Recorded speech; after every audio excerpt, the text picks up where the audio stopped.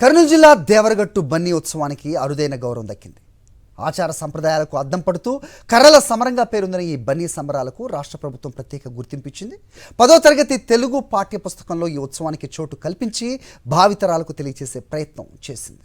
కర్నూలు జిల్లా హోలగుంద మండలం దేవరగట్టు పేరు చెప్పగానే అందరికీ గుర్తొచ్చేది కర్రల సమరం. మాల మల్లేశ్వర స్వామి ఆలయంలో దసరా రోజు అర్ధరాత్రి బన్నీ ఉత్సవం పేరిట కర్రలతో కొట్లాడుకోవడం ఆనవాయితీగా వస్తోంది. ఈ కర్రల యుద్ధం వెనుక ఉన్న కథకు అరుదైన గుర్తింపును ఇచ్చింది రాష్ట్ర ప్రభుత్వం.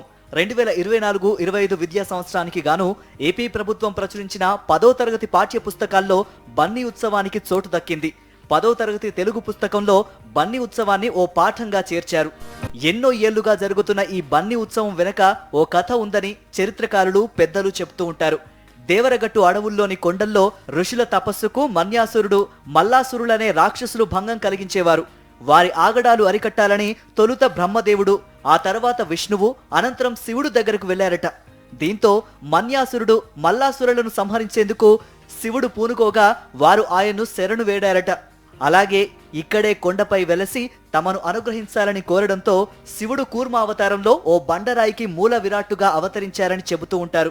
అలా అవతరించిన మాల మల్లేశ్వర స్వామికి ప్రతి ఏటా దసరా రోజున కళ్యాణం నిర్వహిస్తారు.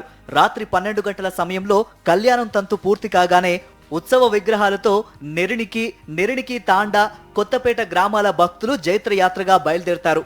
ఈ యాత్ర సింహఘట్టం చేరుకోగానే సులువాయి, విరుపాపురం, ఎల్లార్తి, హరికెర, బిలేహల్, నెట్రవట్టి గ్రామాల ప్రజలు ఉత్సవ విగ్రహాల కోసం కర్రలతో వీరిపై తలపడతారు.